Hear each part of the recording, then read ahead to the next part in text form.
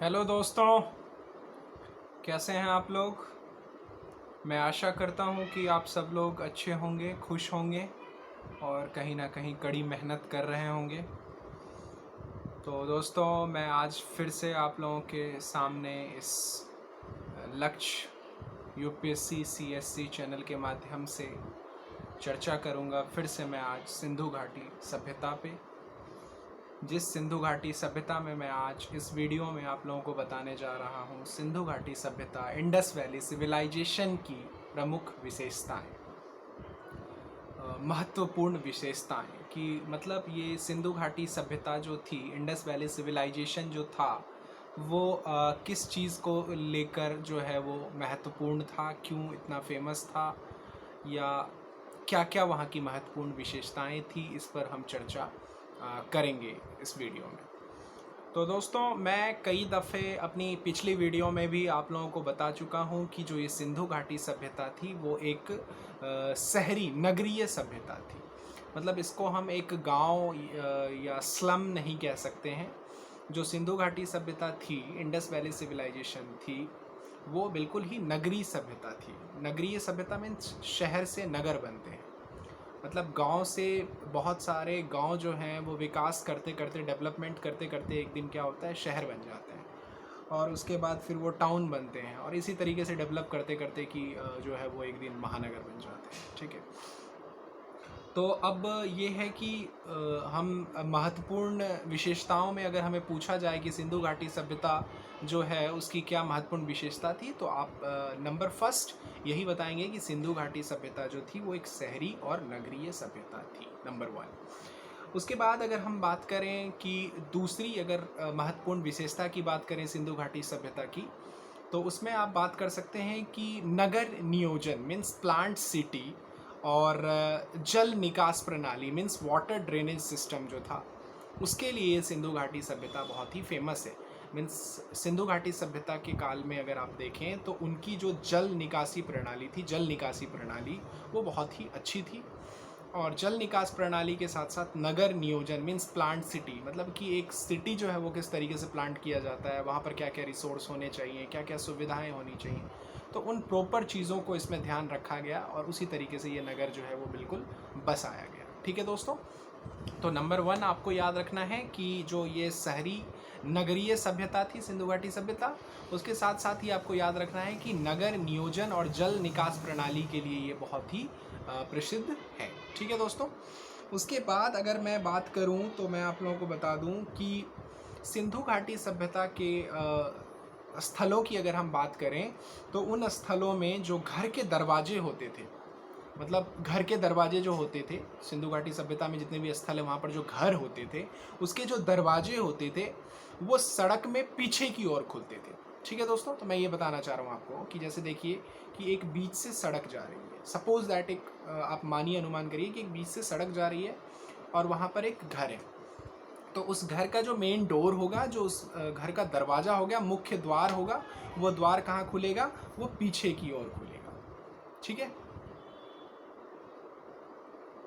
समझ गए होंगे आप, मैं आशा करता हूँ इसको। उसके बाद जो है दोस्तों, चौथी अगर हम बात करें, फोर्थ नंबर महत्वपूर्ण विशेषता अगर हम बात करें सिंधु घाटी सभ्यता की, तो यहाँ पर प्रत्येक घरों में क्या होता था, 3-4 कमरे होते थे, उसके साथ साथ एक रसोई घर होता था और उसके साथ साथ स्नानागार होता था। जो आज के वर्तमान समय में आप देख रहे हैं कि कहीं ना कहीं 2 BHK, 3 BHK, 4 BHK आपको सुनने को मिलता है, तो उसी तरीके से आप बिल्कुल BHK नहीं इसे कह सकते, लेकिन आप ये अनुमान लगा सकते हैं कि विद्वानों के द्वारा ये अनुमान लगाया गया है कि 3-4 कमरे हुआ करते थे घरों में। उसके साथ साथ एक रसोई घर होता था, मतलब कि रूम और किचन तो हो ही गया, हॉल का जिक्र नहीं किया गया, तो इसीलिए हम इसे BHK का कॉन्सेप्ट नहीं दे सकते। और उसके साथ साथ स्नानागार, वॉशरूम जिसे आप कहते हैं, वो भी जो है वो अवेलेबल होता था। तो ये 4 विशेषताएं मैंने आपको बताई। नंबर वन कि ये सिंधु घाटी सभ्यता जो थी ये नगरीय और शहरी सभ्यता थी। उसके साथ साथ ही मैंने बताया नगर नियोजन, प्लांट सिटी और जल निकास प्रणाली के लिए ये जो है प्रसिद्ध है। ठीक है, उसके बाद तीसरी विशेषता मैंने आप लोगों को बताई कि जो सिंधु घाटी सभ्यता में घरों के जो दरवाजे होते थे वो पीछे की ओर खुलते थे। ठीक है दोस्तों, उसके बाद मैंने बताया कि प्रत्येक घर में 3-4 कमरे, रसोई घर व स्नानागार हुआ करता था। ठीक है दोस्तों। उसके बाद अगर हम पांचवी महत्वपूर्ण विशेषता की तरफ बढ़ें तो वो था कि यहाँ पर सड़कें कच्ची और पक्की ईंटों से बनी होती थी। ठीक है दोस्तों, याद रखिएगा कि सिंधु घाटी सभ्यता में सड़कें कच्ची और पक्की ईंटों से बनी होती थी। तो कहीं ना कहीं अगर हम किसी नगर या शहर की बात करें तो वहाँ पर एक थोड़ा सा कच्ची सड़क भी होती है और थोड़ा कुछ पक्की सड़क भी देखने को हमें मिलती है, जो कि पूरा फुल्ली जो है वो डेवलप है, अच्छे से बनाई गई है, पेचिंग की गई है, जिसमें बिट्यूमिन या चारकोल वगैरह से उसको पूरा लेवल में किया गया है। मतलब उसको एक आप पक्की सड़क का दर्जा देते हैं। तो वैसी सड़क भी आपको देखने को मिलती है और उसके साथ साथ कोई कच्ची सड़क भी आपको देखने को मिलती है। तो यहाँ पर सिंधु घाटी सभ्यता में क्या हुआ कि जो है कच्ची व पक्की ईंटों से बनी हुई सड़कें भी मिली हैं सिंधु घाटी सभ्यता में। लेकिन मैं आपको बता दूं कि पक्की ईंट से बनी एक सड़क कहाँ मिली है? मोहनजोदाड़ो में। ठीक है दोस्तों, एक याद रखिएगा आप एक इम्पॉर्टेंट पॉइंट कि पक्की ईंट से बनी हुई एक सड़क पुरातत्वविदों को और इतिहासकारों को मोहनजोदाड़ो में मिली है। तो पक्की ईंट से बनी हुई सड़क मोहनजोदाड़ो में मिली, जो तकरीबन 10 मीटर लंबी और 10 मीटर चौड़ी है। ठीक है दोस्तों, 10 मीटर लंबी और 10 मीटर चौड़ी है। ठीक है दोस्तों।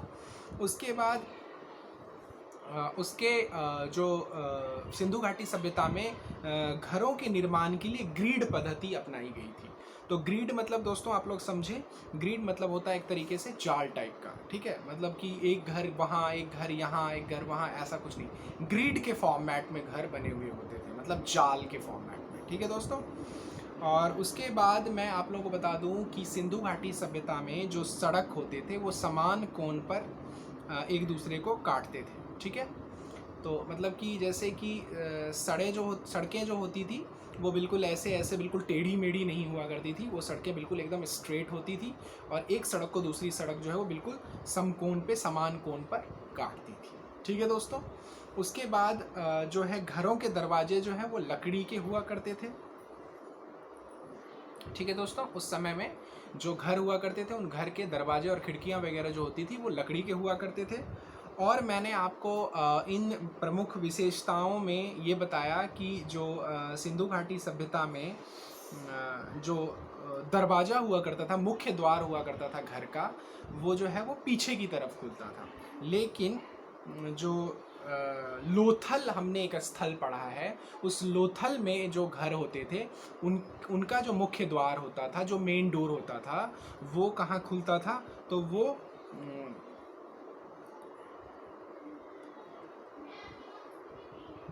वो क्या होता था? मुख्य सड़क पर खुलते थे। ठीक है दोस्तों।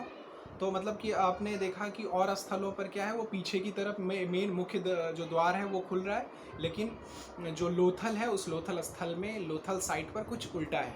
मतलब जो डोर है वो मेन सड़क की तरफ खुलेगा, पीछे की तरफ नहीं, आगे की तरफ। ठीक है दोस्तों। और ग्रिड पद्धति मैंने आप लोगों को बता ही दिया कि जो सड़कें होती थी, जो घरों के निर्माण होते थे, सॉरी, वो बिल्कुल ग्रिड पद्धति के तहत होते थे। मतलब कि बिल्कुल एक जाल की तरह जो है घर बसे हुए थे। ठीक है दोस्तों।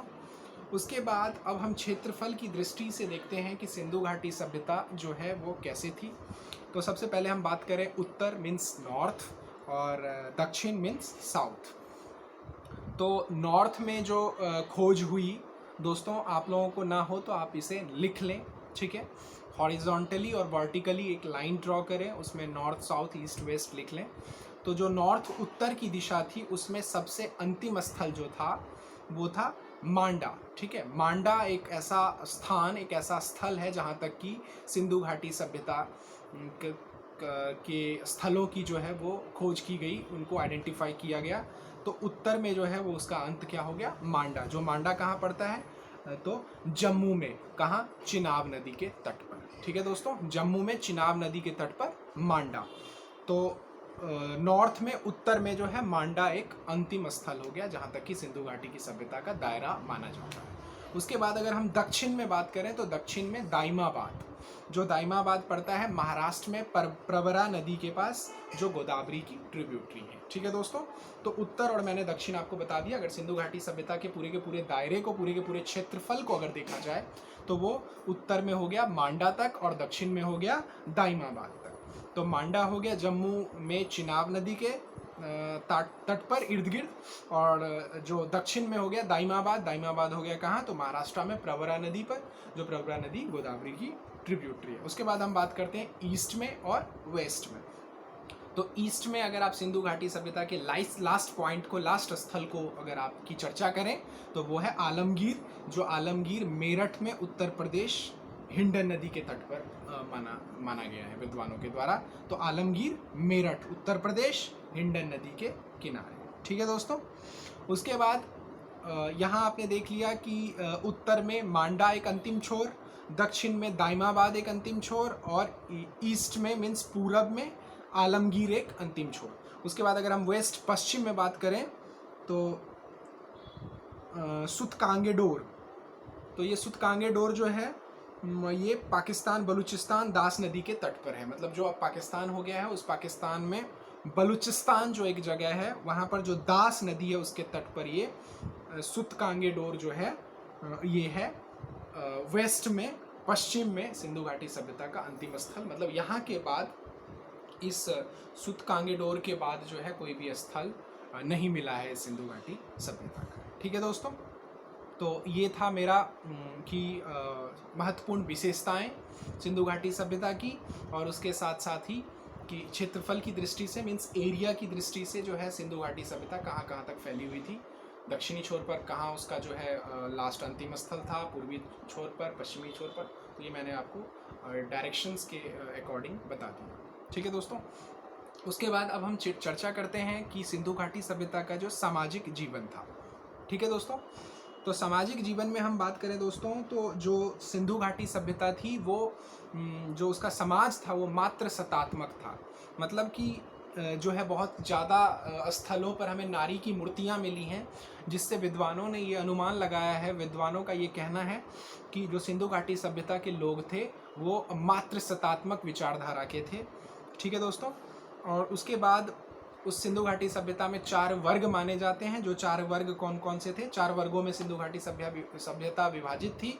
तो एक पहला हो गया पुरोहित, जो पुरोहितों का काम होता था कि हवन कराना, पूजा कराना, ये सब सारी चीज़ें। उसके बाद योद्धा, योद्धा आप थोड़ा सा ये समझ सकते हैं जिनको कि युद्ध करना होता था, लड़ाई करनी होती थी, अगर कोई समस्या में पड़ गया तो उसको समस्या से निकालना युद्ध के द्वारा, लड़ाई करके। उसके बाद व्यापारी, व्यापारी में शिल्पकार वगैरह जो कुछ ना कुछ आर्ट वर्क करते थे, व्यापार करते थे, सेल आउट करते थे, उस चीज़ को बेचते थे। और उसके बाद मजदूर, जो श्रमिक होते थे जिन्हें मजदूरी करना होता था। आपने हड़प्पा जैसे स्थल पर देखा भी कि बहुत सारे मजदूर के क्वार्टर मिले हैं, मतलब श्रमिकों के रहने वाले घर, 15 या 18 समथिंग ऐसे। तो ये 4 वर्गों में सिंधु घाटी सभ्यता के जो लोग थे वो बटे हुए थे। उसके बाद जो महिलाओं की स्थिति थी वो बहुत ही सम्मानजनक थी, ठीक है। मतलब कि बहुत ही ज़्यादा उत्पीड़ना या उन्हें बुरी नज़र से देखा जाना या उन्हें कम आंकना, ऐसी कोई भी सोच या भावना उस सिंधु घाटी सभ्यता के समय में नहीं हुआ करती थी। उसके बाद बाल विवाह, पर्दा प्रथा, ये सब नहीं था, सती प्रथा ये सब नहीं था।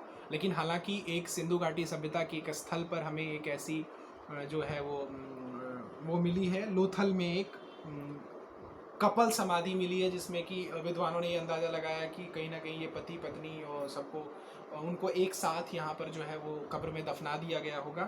तो उससे ये अंदाज़ा लगाया जा सकता है, विद्वानों के द्वारा थोड़ा ये तर्क दिया गया है कि जो है आपको मैं दोस्तों ये भूल रहा हूँ, सती प्रथा जैसी जो है चीज़ें हुआ करती होंगी, एक अनुमान लगाया जा सकता है ऐसा, ये कपल समाधि का जो एक साक्ष्य हमें मिला है लोथल में उससे। लेकिन अगर कुल मिला के माना जाए तो ऐसा नहीं कुछ था, महिलाओं की स्थिति जो है वो बिल्कुल सम्मानजनक थी, ठीक है दोस्तों। उसके बाद दास प्रथा प्रचलित थी, क्योंकि इसका साक्ष्य, इसका प्रूफ हमें ये भी देते हैं क्योंकि हमने हड़प्पा और मोहनजोदड़ो को जब पढ़ा था उसमें हमने देखा था कि जो है कुछ हमें मज़दूरों के क्वार्टर, जो श्रमिकों के जो है वो घर जो है हमें देखने को मिले हैं। 15 हड़प्पा में लेबर क्वार्टर हमें देखने को मिले हैं। तो इससे हम ये अनुमान लगा सकते हैं, विद्वानों का भी ये कहना है कि दास प्रथा जो है वो सिंधु घाटी सभ्यता में क्या थी, प्रचलित थी, ठीक है दोस्तों। उसके बाद हम बात करें कि सिंधु घाटी सभ्यता में मुख्य जो भोजन था वो क्या था, तो वो गेहूँ और जौ था, ठीक है दोस्तों। और उसके बाद इंडस वैली की मुख्य भोजन में आपको याद रखना है कि सिर्फ और सिर्फ गेहूँ और जौ। उसके बाद दोस्तों पहनावे के तौर पर अगर आप देखें तो सूती और ऊनी कपड़े जो है वो यहाँ पर काफ़ी ज़्यादा हुआ करते थे और लोग इन्हें जो है वो पहनते भी थे। और दास प्रथा बहुत ही प्रचलित थी, मैं आप लोगों को बता चुका हूँ। मनोरंजन के तौर पर जो है ये सिंधु घाटी की सभ्यता के लोग मछली पकड़ते थे, चौपड़ खेलते थे, शिकार करते थे, पशुओं को लड़ाते थे। अगर आप लोगों में से कोई बिहार जैसी जगह से होंगे तो वहाँ पर अभी भी ये प्रथा है कि जानवरों को आपस में लड़ाया जाता है, वो एक मनोरंजन का स्रोत माना जाता है। तो इस सिंधु घाटी सभ्यता में भी जो है लोग क्या करते थे कि इन पशुओं को आपस में लड़ाना, मछली पकड़ना, चौपड़ खेलना, शिकार करना, ये सब मनोरंजन के तौर पर वो करते थे। ठीक है दोस्तों। उसके बाद अगर मैं बात करूं तो दोस्तों हम इनके धार्मिक जीवन की बात करते हैं। तो धार्मिक जीवन में हमें इस सिंधु घाटी सभ्यता में किसी भी स्थल पर दोस्तों मंदिर नहीं मिले हैं। ठीक है दोस्तों। तो जो प्रमुख देवता थे इस सिंधु घाटी सभ्यता के समय की अगर हम बात करें तो वो मातृशक्ति जो है वो सबसे बड़ी देवता थी। मतलब मातृशक्ति को जो है माना जाता था एक देवी देवता के तौर पर, और पशुपतिनाथ, और उसके साथ साथ ही वृषभ पूजा जो है यहाँ पर क्या थी, प्रचलित थी। वृषभ पूजा भी यहाँ पर प्रचलित थी। और आपने देखा होगा कि एक ऐसे स्थल पर एक वृक्ष और उससे जो है एक माता की उत्पत्ति जैसा एक चित्र भी देखने को आया है, जिससे कि ये माना जाता है कि वृक्ष की जो है, वृक्ष को भी एक भगवान के सेंस में वो लोग लेते थे और उनका मानना था कि ये हमें अन्न देती हैं, ये हमें जीवित रखने में जो है इनका बहुत बड़ा एक अहम योगदान है। तो ये कहीं ना कहीं भगवान जैसा उसको मानते थे ये लोग। उसके साथ अन्य पूजाओं में ये अग्नि की पूजा भी करते थे, उसके बाद जल की भी पूजा करते थे, पीपल वृक्ष की भी पूजा करते थे। आज के समय में भी लोग पीपल वृक्ष की पूजा करते हैं। उसके बाद नाग की पूजा करते थे, लिंग की पूजा करते थे। तो ये सब अन्य पूजाएं थी सिंधु घाटी सभ्यता में इन लोगों की। और उसके बाद धरती को उर्वरा की देवी माना इन्होंने। सिंधु घाटी की सभ्यता के लोगों ने धरती को उर्वरा की देवी माना, मतलब जो उर्वरकता होती है, मीन्स फर्टिलिटी होती है, मतलब जो पौधों को उगाना, उनसे हमें कुछ ना कुछ प्रोडक्शन करके देना। तो इसलिए ये क्या करते थे, धरती को ही उर्वरा की देवी मानते थे कि मतलब जो चीज़ें हमें मिलती हैं, जो भी चीज़ हम अपने खाने में शामिल करते हैं वो हमें कहीं ना कहीं कहाँ से मिलती है, तो वो हमें ये धरती की तौर से ही मिलती है। तो इसलिए धरती को इन्होंने उर्वरा की देवी माना। ठीक है दोस्तों। तो अभी इस वीडियो में इतना ही। मैं आशा करता हूँ कि मेरी ये वीडियो आप लोगों को अच्छी लगी होगी। तो अभी तक मेरी इस वीडियो को देखने के लिए दोस्तों आप लोगों का बहुत बहुत धन्यवाद, और मेरी अगली वीडियो आने तक के लिए आप लोगों का दिन शुभ हो। थैंक यू सो मच दोस्तों। और जाते जाते मैं बस यही कहना चाहूँगा कि वीडियोज़ आने में थोड़ा बहुत डिले हो भी सकता है, तो आप बस धैर्य को बना के रखें और अपनी पढ़ाई, अपने नियमित अध्ययन को कभी भी आप जो है वो विघटन उसका ना होने दें, उसको टूटने ना दें। एक रेगुलरिटी और एक कंसिस्टेंसी को बना कर रखें, मेहनत करते रहें। थोड़ा ही पढ़ें लेकिन रोज़ पढ़ें, अपनी रेगुलरिटी को कभी भी जो है वो ख़राब ना होने दें, और लगे रहें, सफलता ज़रूर मिलेगी। ठीक है दोस्तों। और साथ साथ कुछ ना कुछ नोट्स भी बनाएं और बुकों का भी सहारा लें, क्योंकि जो सबसे बड़ा टीचर होता है दोस्तों वो बुक्स होते हैं, और बुक्स से ही आपकी जो है ज़्यादा नॉलेज बढ़ेगी। और कहीं ना कहीं मेरी ये वीडियोस या मेरी नॉलेज आप लोगों को एक ब्रशअप का काम करेगी, जो आपको कहीं ना कहीं आप में एक इंटरेस्ट ला सकती है, चीज़ों के लिए अवेयर कर सकती है, एक रिसोर्स के तौर पर आपके लिए काम कर सकती है। लेकिन मेनली आप ज़्यादा से ज़्यादा अपना टाइम डिवोट करें बुक पे, और वो बुक आपके लिए फिर क्या होगी कि आपको एक फाउंडेशन देगी, आपको एक बेस देगी, और आपको एक इंटरेस्ट देगी। मतलब एक अच्छे टीचर के तौर पर आप बुक को समझें और बुक के कंसल्ट में ज़्यादा से ज़्यादा रहें। और पर्टिकुलरली हिस्ट्री को लेकर मैप को कभी भी नज़रअंदाज ना करें। मैप, मानचित्र को अपना एक जो है जरिया मानकर चलें, जो आपको इतिहास में एक अच्छी समझ और एक अच्छी पकड़ दे सकता है। और उसके साथ ही मेरी तरफ से आप लोगों को बहुत बहुत शुभकामनाएं कि आप लोग कड़ी मेहनत करें, आगे बढ़ते चलें और एक दिन सफल हों। ठीक है दोस्तों। Thank you so much. Bye bye, good night, take care, जय हिंद।